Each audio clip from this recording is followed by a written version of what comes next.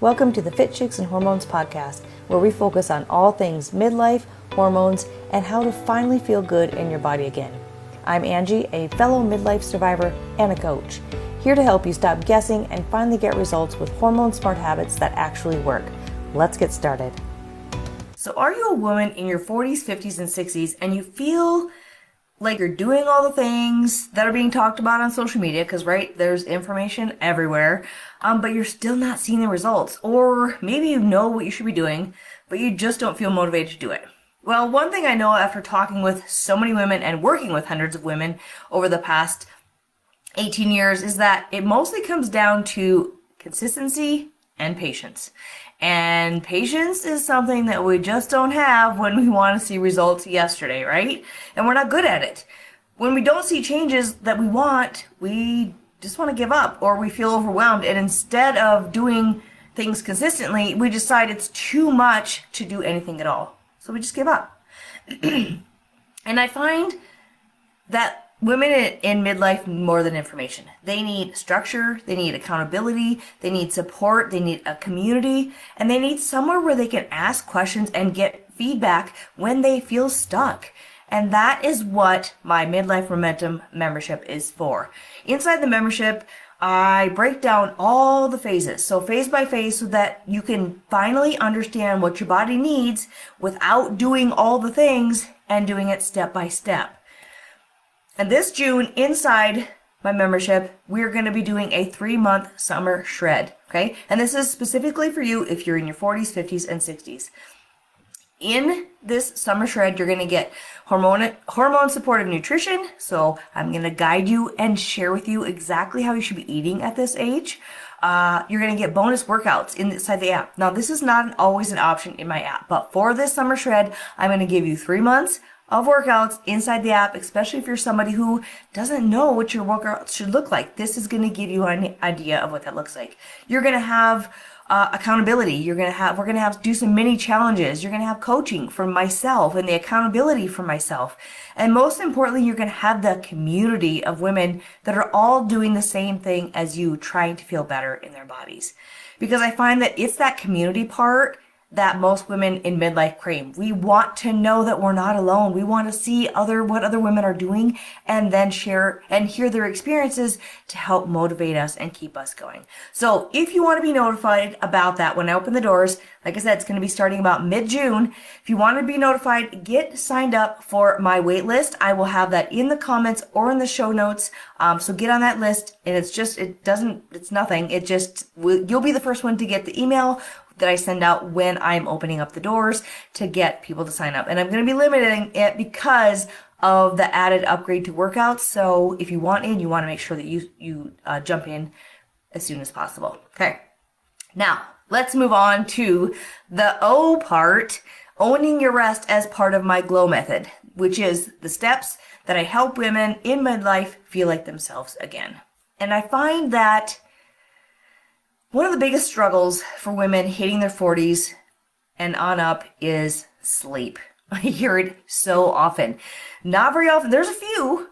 Some of my clients are like, I sleep wonderfully. I'm like, good for you. But most often, women just are not sleeping. So I want to start with this question. How many times this past week did you wake up between 2 and 4 a.m.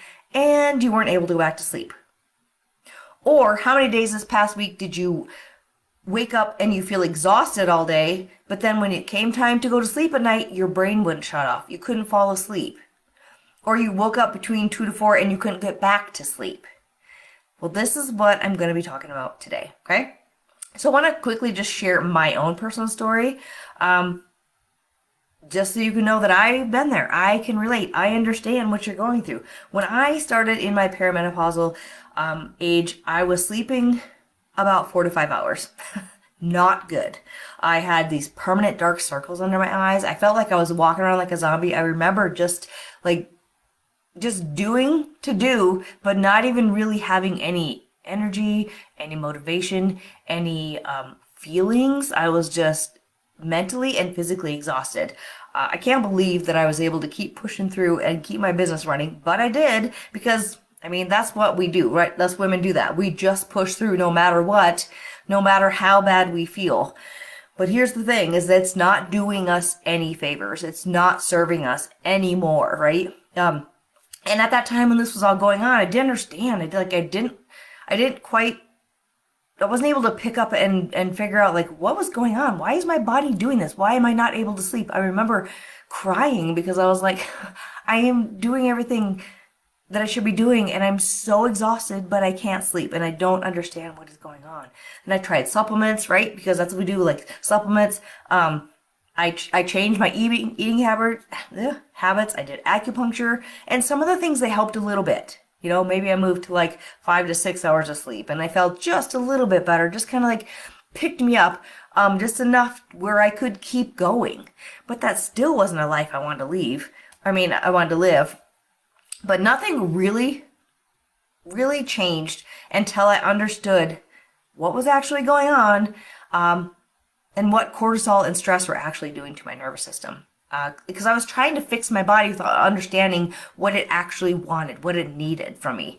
Because at this time too, I was also like running almost every single day because I'm like, because it would give you that little adrenaline, like, whoo, I have good energy, but then I would just feel exhausted. So I'd be like, I got to keep running because that's what's making me feel better.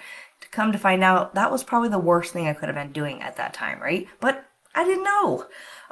But once I started supporting my nervous system and my cortisol, instead of fighting against what it needed, that's when things started to shift and I started to get better sleep and I started to feel better in my body and I wasn't always mentally and physically exhausted.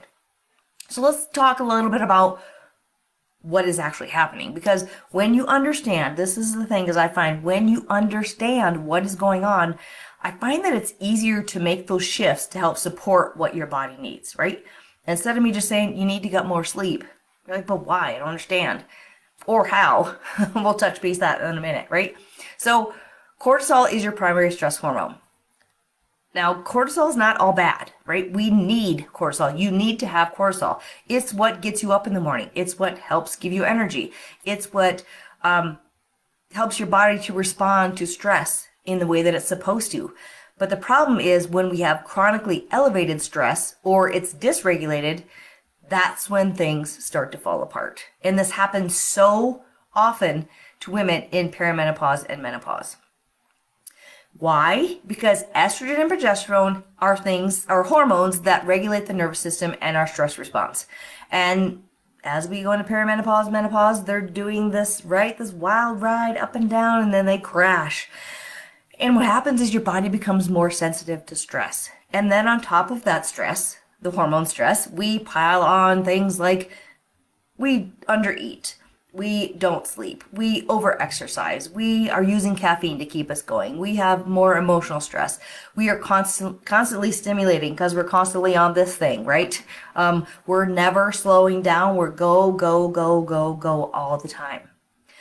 And it becomes stress on top of stress on top of stress. And then eventually your body starts staying in survival mode.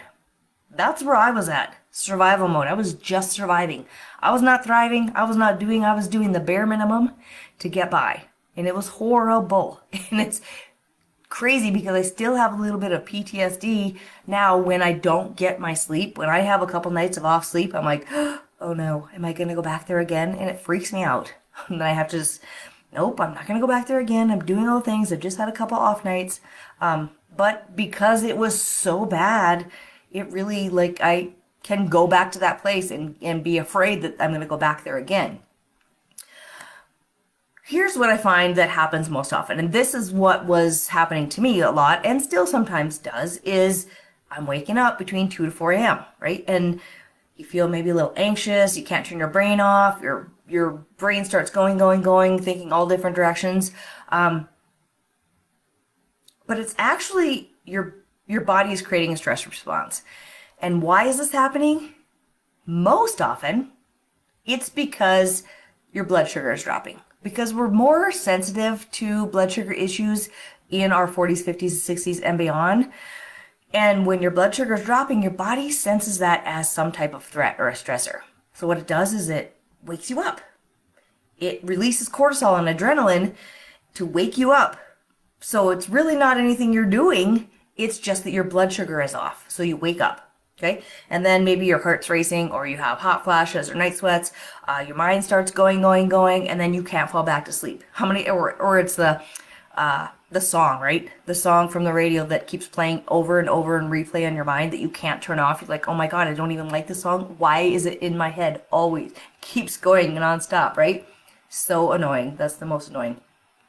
But then what happens is, then we get up the next day, we're exhausted, but we're exhausted, we push through our day, we use the caffeine, we go, we keep pushing, and we get to go to bed at night and we can't fall asleep because we're just wired. We're so tired, but we can't sleep. And that is classical cortisol dysregulation, okay? And because of our progesterone declining during this time, it makes all of this even harder. Because progesterone is our calming hormone. It is the hormone that helps us sleep deeply, feel more calm, have less anxiety, have more emotional resilience. It helps to regulate our nervous system more. And so when our progesterone starts dropping, women will start to notice more anxiety, more overwhelm, lighter sleep. We're not dreaming as much. You're waking up more often. You feel more emotional reactive, like a lot more mood swings. And then it starts over again and again and again, every single day, right? Until we put a stop to it. And we don't know what is happening. We don't understand what is happening because nobody teaches us this. We just hit a point in our 40s and all of a sudden, boom, we're not sleeping. Well, why? And then we're like, well, we're getting old. Or you go see the doctor and like, here, let's put you on some sleep medication. That doesn't necessarily help because you have to address the issue, the issue that's going on. What is actually causing all of this, okay? And all this is happening because your body's just wanting support. It's wanting you to stop, take a step back, and do something different, okay? And the good news is you can naturally support your hormones during this time and support your nervous system, okay? You can. There are a lot of things you can do that is not supplements, that is not, it's not going to cost you a lot of money. It's just, for one, stopping and pausing, realizing, okay, this is what I got going on. What should I do different? Okay? Because menopause is going to happen to us regardless. You can't stop it. It's going to happen to you regardless. So if you don't stop and change your lifestyle, your experience through menopause is going to be that much harder than if you stop and make some shifts, okay?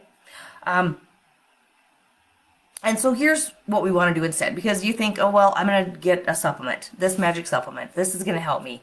Or that's the one thing, oh, I saw this on Instagram, or I saw this whatever on Facebook, and I'm going to give it a try. But here's the thing, is you still have to make some adjustments to your life, because a pill's not going to help. Even, I mentioned this the other day, I'm on HRT. I'm supporting my progesterone. But that doesn't mean that I always get good sleep. If I'm not also shifting my lifestyle and supporting my lifestyle where it's at right now, I'm not going to get new sleep, no matter if I'm on hormone replacement or not, okay? Your hormones respond best when they are being supported. So when we talk about naturally supporting estrogen and progesterone, here's some things that you should be focused on. Eating enough protein and nutrients so that the body actually has building blocks that it needs, okay? Strength training to improve insulin sensitivity. We talked about that. The blood sugar, right? And to support your hormone balance. Managing blood sugar, because blood sugar swings create more cortisol spikes. We don't want those ups and downs and up. We want more even, okay? Focusing on reducing chronic inflammation. That goes back to the gut health of this method, right? Reducing inflammation is by supporting it and feeding your body what it needs, not all the junk. Prioritizing deep sleep and recovery, slowing down a little bit, not working out 7 days a week, making sure that you're doing something that's more calming, stretching, relaxing, calming for your body. Like I mentioned, supporting your gut health, because your gut plays a huge role in hormone metabolism, right? I've talked about this over the past couple of weeks. Getting enough healthy fats. Your body needs healthy fats because your hormones and your brain health is built from healthy fats, okay? Lowering your chronic stress. Did you hear I said lower? Because it's not going to go away. You can't get it to go away. I know that. So we need to manage it. We need to lower it so our nervous system can calm down. And honestly, just slowing down so that your body feels safe. That's all it's asking for.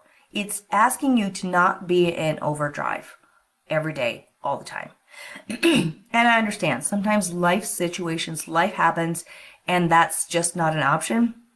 That's fine.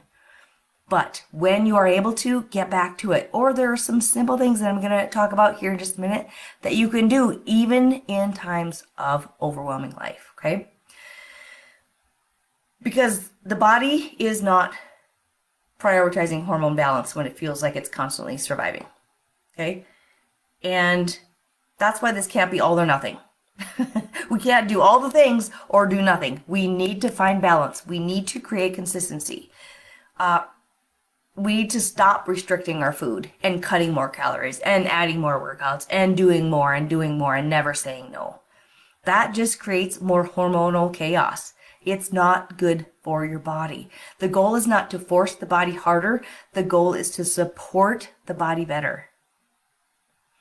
And for some women, lifestyle changes alone can make a huge difference. I've seen it with many of the women that I've worked with. They say that the stress care helped them so much more than anything else. And that's what we're talking about. The stress care, I should say, the stress care, which led to better sleep, and the sleep, which leads to better stress care. It's like a piece of the puzzle. You need to put them all together. You need all the pieces, right? And at some point, you may want to try HRT. That's going to help to support. It's not the magic pill that you need, but it may help to support that lifestyle that you are creating and focusing on as well, okay? So let's talk about what you should be doing, okay? First, we need to stop treating our body like it's the enemy. So here's something simple you can do. One of the fastest ways to start regulating cortisol is getting natural sunlight within 30 minutes of waking up. This helps reset your circadian rhythm. Your body needs signals for when it needs to wake up, when it needs to feel alert, when it needs to start winding down at night.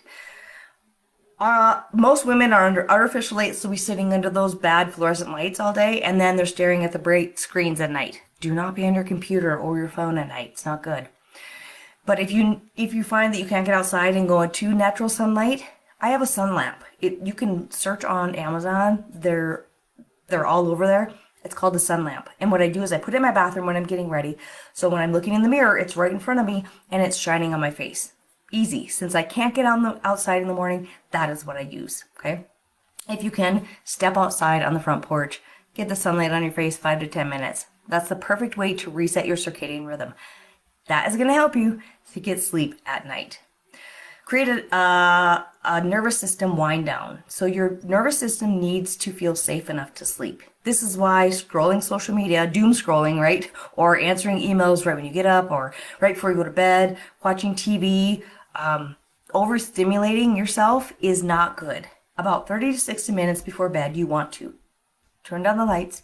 You want to reduce stimulation. You want to put your screens away if possible, and you want to do calming activities. So being on, I like to read a book on my Kindle. Okay. I watch TV, but then the hour before bed, I'm reading on my Kindle. Some people like to journal. Some people like to meditate. You can do legs up the wall. It's a simple, easy way to calm down your nervous system before you go to bed. What it's doing, it's telling your body, it's time to rest. It's time to calm down. It's time to go to sleep. Okay, instead of being on your computer working and then expecting your body to be like, okay, time to go to bed. It's not going to happen. Here's the biggest thing is we want to support our blood sugar overnight, right? So if you are someone who's waking up in the middle of the night, it could be a blood sugar problem. So something you can do is about an hour to an hour and a half before you go to bed, have some high protein, maybe some fats before you go to bed. For some people, they may need a little bit more carbohydrates. You'll kind of have to play with this. This is something that I do with my clients is I help tweak it to figure it out. But have something like some Greek yogurt, a protein shake, turkey slices, apple with some nut butter, some almonds. I do about 6 to 8 almonds about an hour and a half, 2 hours before I go to bed. And it really does help me sleep. And sometimes, even if I do get up between 2 and 4, I will get out of bed, go to the bathroom. I will have a couple almonds and I'll go back to sleep. So just something you may want to try. Another thing is adding magnesium glycinate. This is a great supplement. It supports your sleep. It also helps to calm your body down. Every single woman I work with, I tell them they need to be on magnesium glycinate, and it has been a game changer. If you want to know which one I use, reach out to me and let me know. The next thing is you want to focus on stress care during the day. Just 10 minutes. That's all I want you to focus on. And not just once a week, but every single day. You cannot go full speed all day and expect to sleep deep at night. You just can't. Your nervous system needs recovery during the day. Because if it's constantly going, and you're constantly short breathing and you're doing all the things, excuse me, it's not going to be calm and want to go to sleep at night.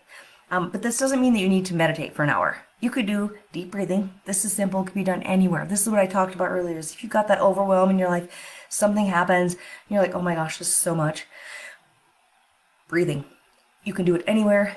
Just some nice deep breaths and just sit for a moment. Let your shoulders drop. It will make the world of a difference on how you carry on for the next couple hours, okay? Go for a short walk. Go for a walk around the block. Get some sunshine on your face. Do some stretching.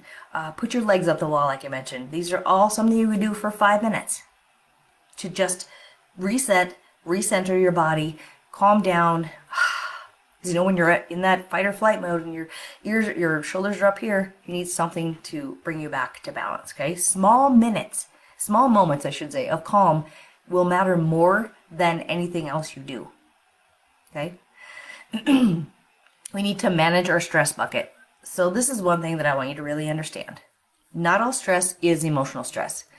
Overtraining is stress. Undereating is stress. Inflammation is stress. Poor boundaries is stress. Negative scrolling at night is stress. These are all stress. Our buckets are overflowing and we don't even realize it. Okay? So here's what I want you to really listen to, and I want you to hear this. Rest is not something you earn once everything is done, once your tasks are checked off, once you find yourself sick and unable to do anything else like I did a couple weeks ago. Rest is not lazy, it's not selfish, it's not weakness. It is actually something that you need to do. And I understand that it's hard because we have spent years and years and years taking care of everyone else. And it can kind of feel weird to stop and take care of ourselves. But you're in a different phase of life. And your body cannot heal in chronic stress. The women that are going to thrive, that are going to heal the fastest, that are going to feel the best, that get the results are not the ones who push harder and do more and go. They're the ones that are going to learn how to support their nervous system and protect their body by calming down and bringing it back to balance. So if there's anything that you take away from this today, I want it to be that your body is communicating with you. It is telling you it needs more when you're waking up between 2 and 4, when you are exhausted, when you are feeling anxious, when you are feeling overwhelmed. These are all signals that your body is telling you, you need to slow down, you need to stop, you need to listen before you end up with injuries, you end up with health issues, you end up on medications, you end up in the hospital, you end up on the couch all day like I did, right? Once you give your body what it's asking for, everything's gonna change. So this week, I want you to focus on one thing. One thing that you can do to create more calm in your life. And if you feel like it, share it with me. I would love to hear what your one thing is gonna be. And to end this real quickly, I want to let you know that on Friday, I'm going to be sending out a full cortisol management guide to my email list. This is going to have a lot more strategies to help support your nervous system and your sleep. So if you're struggling with supporting your nervous system and your sleep, and you're waking up from 2 to 4, this guide is going to be for you. But I'm only sending it out in my email list, okay? So if you want to get on that, that is going to be in the show notes or in the comments. So click on that, get signed up so you get that guide on Friday. And then you learn how and have some more ideas in the back of your brain of what you can do for the stress care to help you with the sleep every single day. All right, so next week we're going to be diving into mood swings, the brain fog, and all the feelings of not feeling like yourself, because we're going to be talking about the last letter of the GLOW method, which is W, living within your body. So this one is going to be fun and awesome. So hopefully you will tune in there. I appreciate you so much. Thank you for tuning in today. If this resonated with you, if you got anything out of this, please share it with someone, tag someone, or leave me a comment. I'd love to hear what you got out of this or if you enjoyed it at all. So thank you so much for being here, and I will see you next week. Thanks for tuning in. If today's episode hit home, make sure to subscribe to the show and share it with a friend who needs it too. And if you're ready for more support, come hang out with us in the Fit Chicks and Hormones community. The link is in the show notes. And until next time, keep showing up for yourself. You deserve it.